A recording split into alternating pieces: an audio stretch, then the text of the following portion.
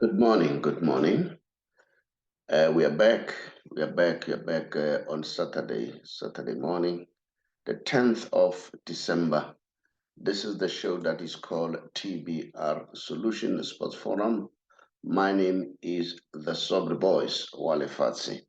You know that we are busy with the World Cup, and then I'm sure you are enjoying it as much as I do. And then I see that G-Man has joined me. G-Man, how are you doing? So good morning. Good morning to you. Good morning to colleagues out there. Yeah. Good morning to the viewers. I understand you're going to the funeral of a former colleague, a very good man. We used to call him Sion. Oh, Prakis and Tony. Yeah, may his soul rest in peace. Yeah, I'm going to pay his last respect today to Mamelodi. Yes. All right. Yeah, may his soul rest in peace. He was a very humble somebody, very lovely person, laughing all the time. I know he was a ZCC man. And then Yes. yeah, they've lost, and then and thanks for coming. Irrespective of that, you decided to join. Jimmy, we are watching Also, World Cup. It's so exciting. It's very exhilarating. We are watching beautiful football, and then I saw Tabiso. Now he calls himself Tabinho because he's a Brazilian follower now. And then, as we were busy in our group, said, nah, let's stop. Let's watch the big boys. And then, I don't know. The question that I have, will Messi or Ronaldo win the World Cup, what seems to be their final dance? So that's the question that I want people to answer out there, and I want us to look at it. Jimen, you've seen the World Cup so far. What yes. is your impression? What have you seen? What do you think? For me, I think what has caught my attention, Pasopre, it's the resilience from the teams. You know, the resilience. They never say die attitude. You know, even if the team is trailing behind, they don't give up easily. I mean, you watch the Brazil's game yesterday. You know, they thought they were home and dry. You know, but Netherlands had other plans, and the same thing happened No, to Argentina. that's Argentina and Sorry, Netherlands. yes, Argentina and Netherlands. Yeah. And even the game before that, what's this? Brazil and Croatia. You know, Brazil at some stage they thought they had it in the bag, but they never say die attitude from Croatia. You know, managed to push them up until the penalties, which is a lottery, which is anybody's game. You know, so for me, you know, the more you are trailing, I've picked that up. The more teams are trailing, is the more that they step their gear. You know, knowing that this is the last chance, there isn't any other game. I think that's what I like about this World Cup and these quarterfinals, and people, they are playing attacking football basically, and which is what the fans are going to the stadium to see. You know, maybe as South Africans we can learn a thing or two. You know, you are sure to see goals there, and also 100% commitment from players. You know, and also in an event where the game seems dull. You know, you have that one player with a big match temperament to say, you know what, let me take this game and win it for my country. I think that's also something special with the World Cup. You know, big name players are coming out of shell to prove what they're all about. However, unfortunately, we had incidents like that of Virgil van Dijk, where he, as a captain of Netherlands, you know, he stood up to say he's taking out the first penalty, but it wasn't to be. But it also shows leadership qualities where captain says, let me lead by example. But Messi stood up and once more proved that, you know what, he's just there. He's just up there, you know. Now, I think after missing a penalty, Messi, But before I go there, before I talk about Messi and Ronaldo, what do you think about all the teams? This World Cup is so exciting. This is a brilliant World Cup so far because you see England who are playing today, and then they are also on form. You've got Saka there doing well. The English team is really on fire. You've got Hernandez there. You've got Foden doing quite well. So even Sterling. So England, this is the time I think England can win this cup. Never before, the previous squads of England, they never promised, even during the time of Beckham when they had all these big names. But this time, I'm convinced they are doing well. Not only that, look at Portugal. The last game, Ronaldo was at the bench, the better part of the game. Do you understand? And then here comes Ramos, hat trick in a World Cup. You see, young man raising his hand and say, "I'm there." Look at France, Kylian Mbappe, is scoring them as if goals are out of fashion. So even Croatia itself, I don't know. What's your take about that? All the teams, it's anyone's cup. This one.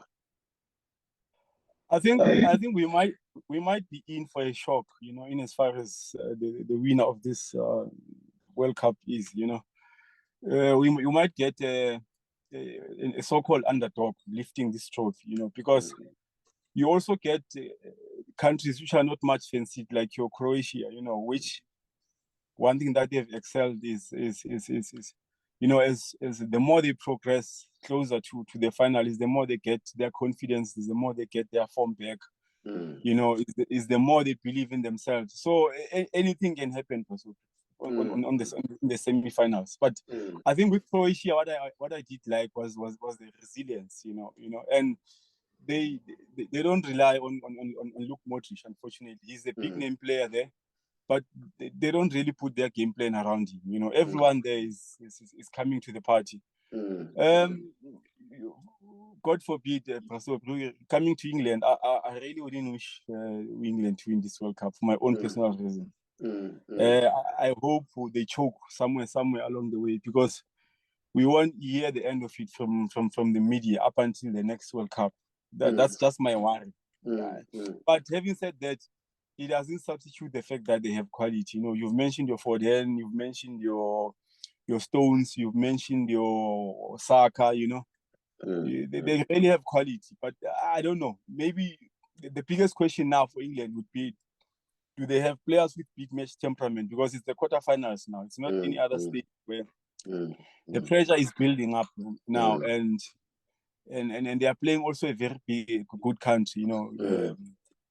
So the biggest challenge for them is, do they have players with big match temperament? I think that's what is going to separate them from their next opposition. The quality is there, we can't doubt it. But I think what is going to matter now from all these countries, do they have players with big match temperament?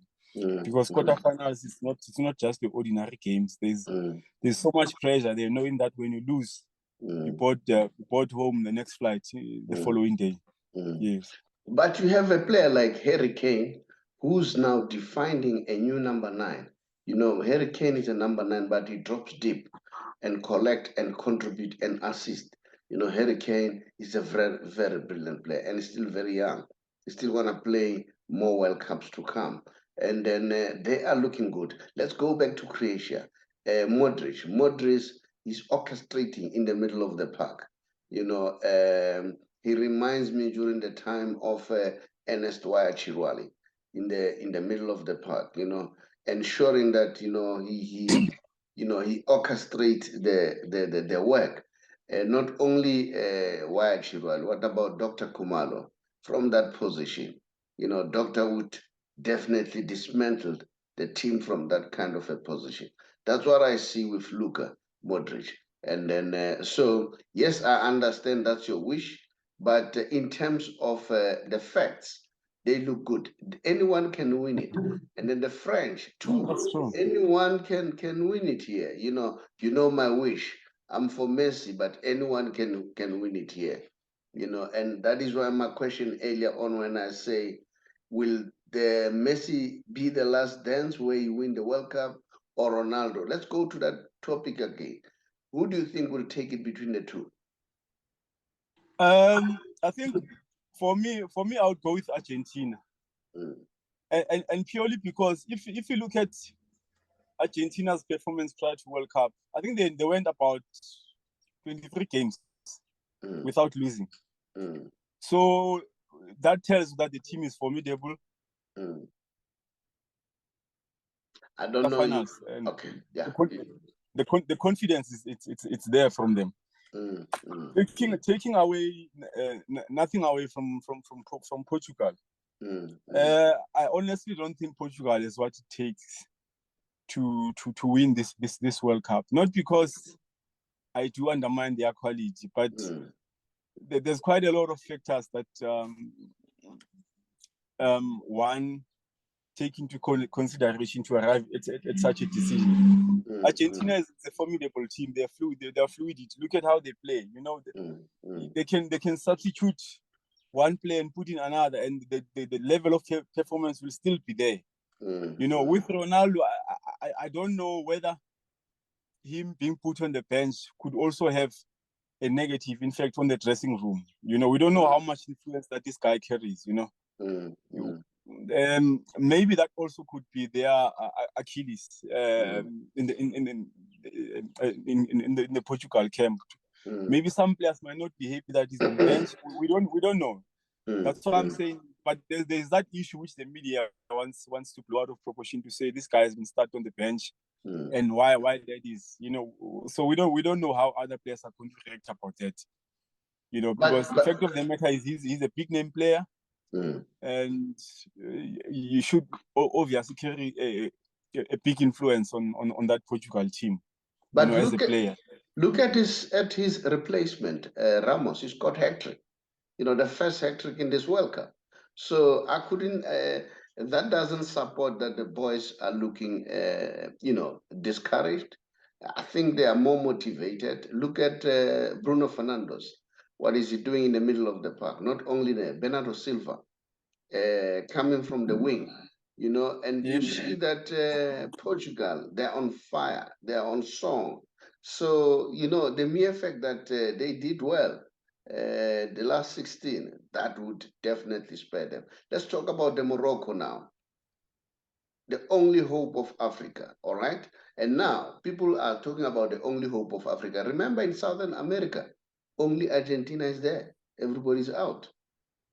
So it's not bad to say we have only one team from Africa. What do you think about Morocco?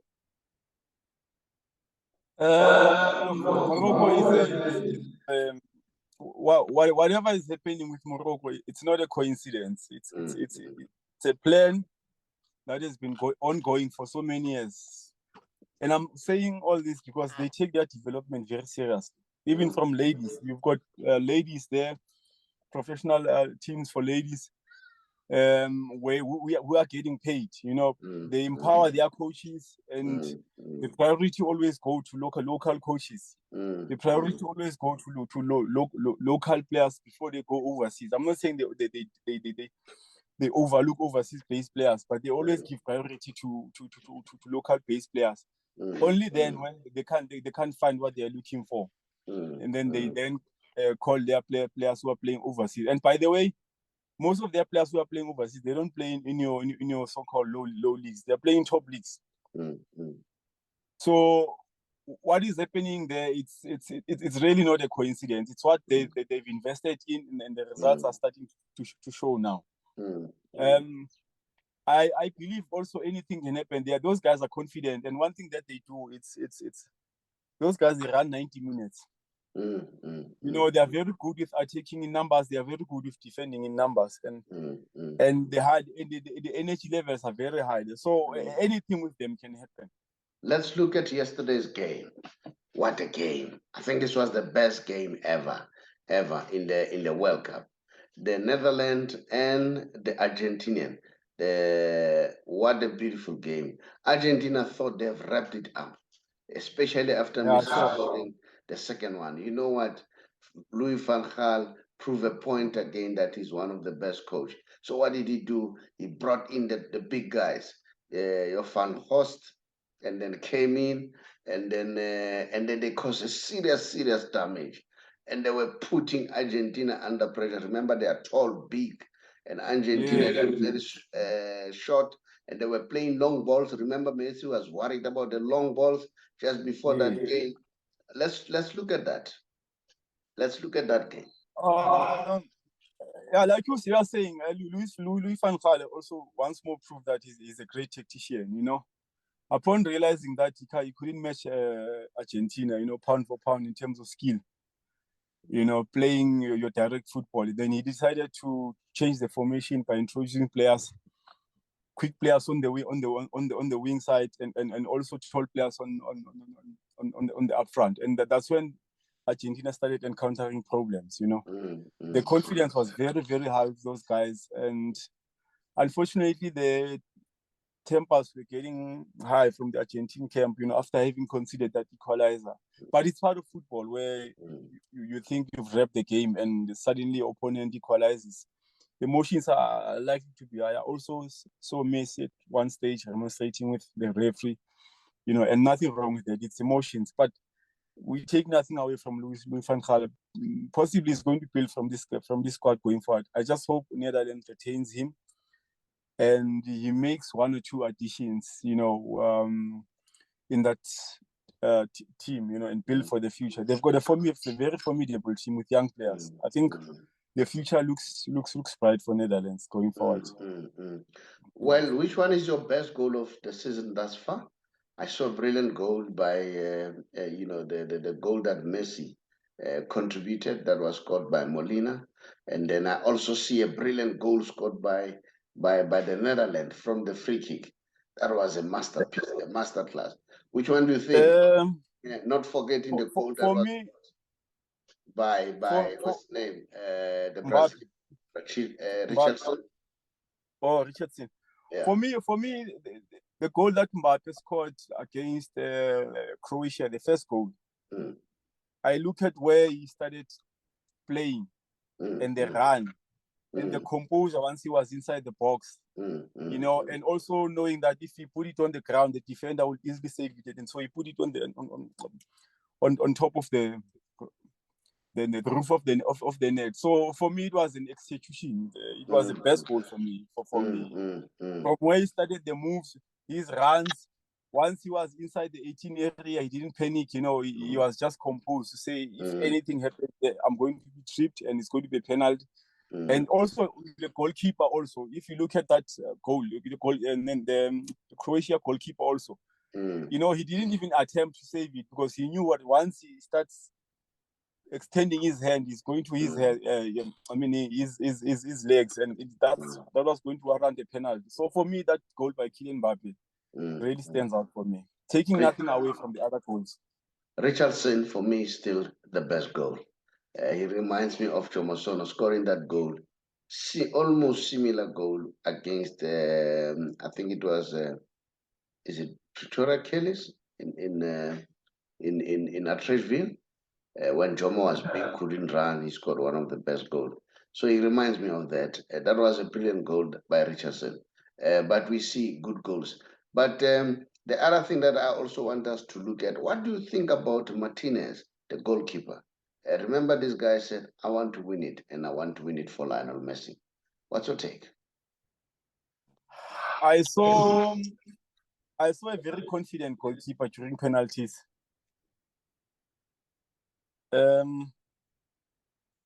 I saw a very confident goalkeeper during penalties. I saw a goalkeeper who's very intimidating to the opposition, and it came as no coincidence when he started saving the first two penalties, because you could see the guy was confident, and he was intimidating to the guys who were taking penalties. So, and I think those two penalties that he saved, will augur well for his confidence going forward. So I see his dream being fulfilled, one way or the other, of assisting Messi to win the World Cup. Because you also know that if you're Argentina, it happens that you can't win it in 90 minutes and extra time. You've got a 13th person, that you can rely on, in terms of penalties. And whose confidence right now is rocket sky high. Yes. Well, this are the records. That's another record that Messi is about to break. Look, this man, I don't know if he has to sit down and count the records that he broke. I don't know which one is going to be his best record. He has already at number 10 in World Cup, and then him and Batistuta. Even Maradona is not there, he's at 8. And then Campos is at 8. Stabile is at 8. So if he wins this one, he's going to draw up with Maradona in terms of winning the World Cup. So he's going to be the best Albacete player to do well in World Cup. I don't know. I don't know what to say now about this man. I don't know. If you ask him about the goal that he's got, I see that Adidas is already preparing something else for him. They have an advert that says Messi win the World Cup. I don't know whether you've seen that advert. So no, I didn't see it yet, Pastor. If he wins this one, look, it's not about the money, all right? It's not about the money. It's bigger than that. You see, it tells you if Messi wins this World Cup, I see hell breaking loose. And then, and then while I'm still there, let me just show you in terms of the monies. The monies, the champions will take 729 million rand, and then the runners-up will take 521 million in terms of rands. Third player, 469 million. Fourth player, 434 million. Quarterfinals, 295. Last 16, 225. Group stages, 156. So if they lose at the fourth place or they lose at the semis, either team, and then they are going to net themselves 434. But like I said, it's not about the money. It's aftermath. That's how football, how big it is. Because I can imagine if Messi wins this World Cup, because as I say to you, they are already preparing the what you call the what is this? They are already preparing. Advert. No, not advert per se. I'm saying they are already preparing themselves. This Adidas. So it tells you that it's gonna be lit going forward. It's gonna be really lit going forward. So we are watching very closely. Now let's come back home. Your team, Mamelodi Sundowns, I understand that they are looking at improving Cassius Mailuda's contract, which is very good. The boys exceptionally good. What's your take about that? I saw that article yesterday, and my personal opinion is that they're actually indirectly putting pressure on Jabulo Ngcobo. If the rumors are true that Sundowns have put an offer to Jabulo Ngcobo, they are actually saying to Jabulo Ngcobo, we can give a youngster from MDC 300,000, and why not come over?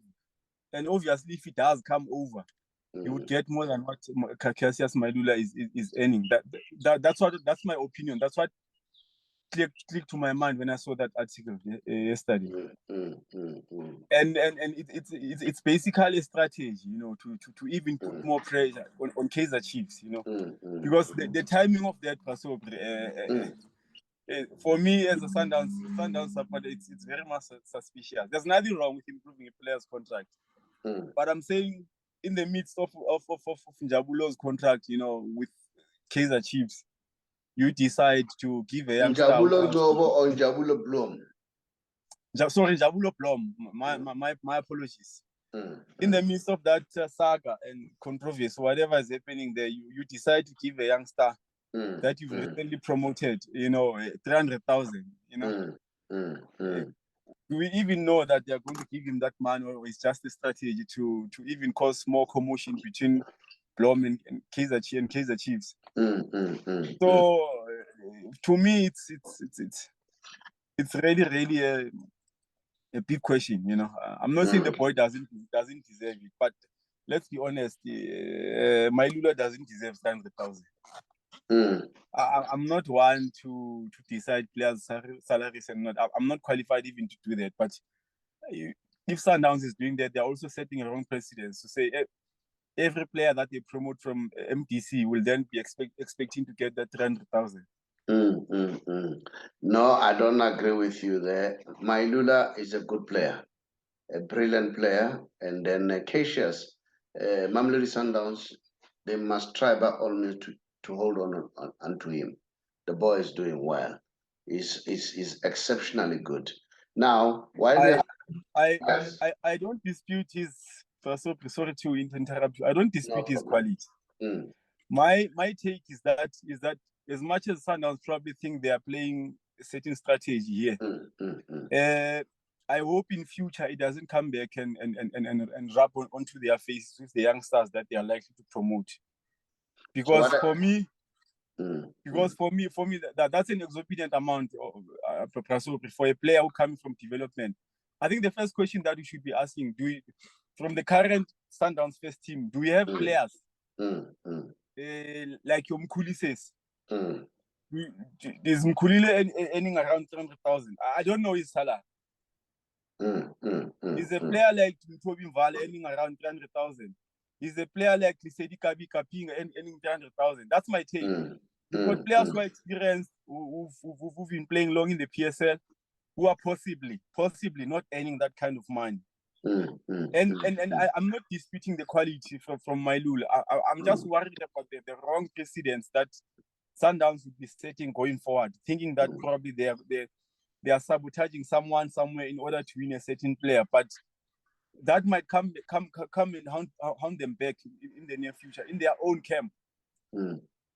Can that be wrong? Can that be wrong? Because as far as I'm concerned, I would say the opposite is correct.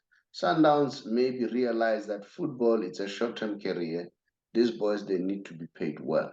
So for me, I don't see anything wrong. In fact, I say big up to Sundowns. The more they're giving more money, the better. Because this thing of teams making a lot of money, but players are not getting so much money. The next thing when they go to the malls, whatever social gathering, there's really under a serious pressure.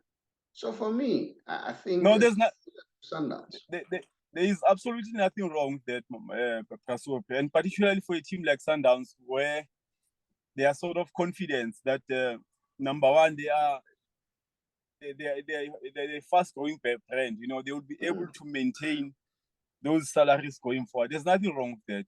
The challenge would have been with a team where they start something that they can't maintain going forward. It's never wrong. But I'm just saying, with other players who were promoted before Mailula, upon seeing that, how are they going to handle that? Are they also going to give them improved contracts without going publicly?